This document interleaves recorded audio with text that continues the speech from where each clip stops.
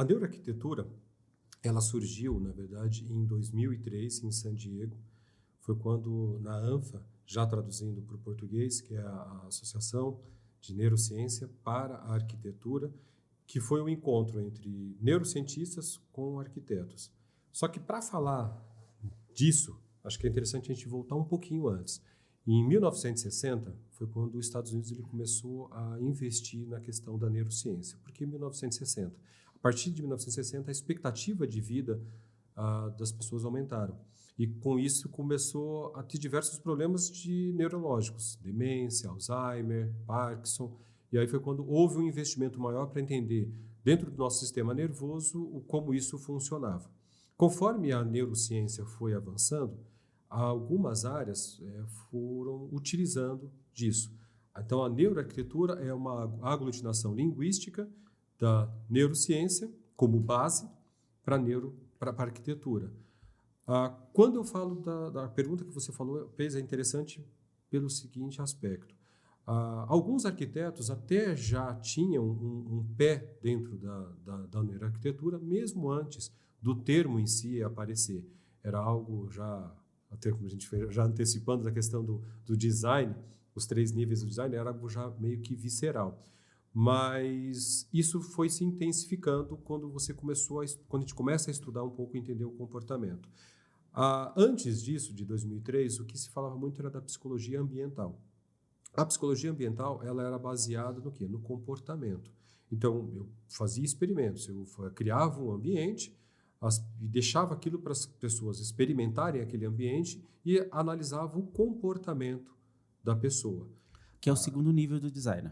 E aí foi quando o grande pulo, que foi da questão da neuroarquitetura, foi quando, legal, eu entendi o comportamento, mas e a parte fisiológica? Como eu entendo a parte fisiológica disso? E aí entrou a neurociência. Vamos dar exemplo a parte fisiológica disso. Eu vou tentar sempre, quando a gente fala de neurociência, a gente vai falar de termos que são bem complicados, nomes bem estranhos, mas eu vou tentar simplificar o máximo possível e trazer talvez alguns exemplos práticos para a gente entender essa questão aí da parte comportamental e fisiológica. Então vamos dar um exemplo que você, depois de um dia de trabalho, você chegou na sua casa. Imagine que você chegando na sua casa, você encontrou ela nos moldes que você considera organizado. A tua relação comportamental e fisiológica vai ser diferente quando você chega na sua casa e ela está dentro dos seus moldes organizada. Você chega com uma outra visão, vou chegar, vou brincar, vou descansar, vou brincar com meus filhos, N situações. A mesma situação imagine você chegando nessa mesma casa, com os mesmos móveis, só que no que você chama dos seus moldes desorganizado. O teu comportamento e a tua reação fisiológica vai ser totalmente diferente. Então, a partir daí, eu começo a entender que o meu local e a forma que isso está disposto, ela mexe com o emocional. Ela mexe com o meu comportamento.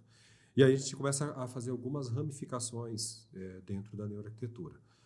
Um exemplo disso a gente só imaginava alguns sentidos, os principais sentidos, e hoje a gente percebe que tem uma gama muito maior de sentidos. Vamos dar até um exemplo do sabor. O que é o sabor? É o paladar mais o olfato.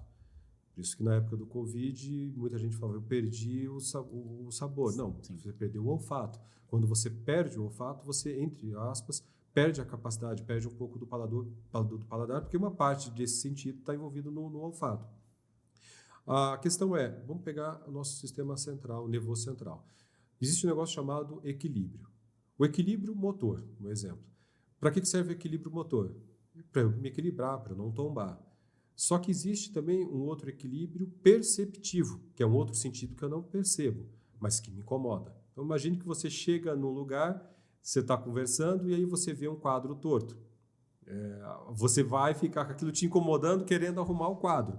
Isso está envolvido na questão do seu equilíbrio, passa a ser um desequilíbrio que você identificou, mas ele é uma parte que você até então desconhecia. Dentro disso, a gente começa a entender também outra coisa. Por que você chega em algum local e às vezes você fala, olha, eu não estou me sentindo legal aqui, não estou à vontade, não gostei. tem algo aqui que me incomoda. Você ainda não conseguiu, visualmente, ter a percepção do que te incomoda, mas algo dali te incomoda. O arquiteto ou o interior de design, quando ele consegue captar a ideia ou entender a parte fisiológica, o conceito da neuroarquitetura, ele começa a fazer projetos que vão criar uma percepção e um ambiente muito mais agradável.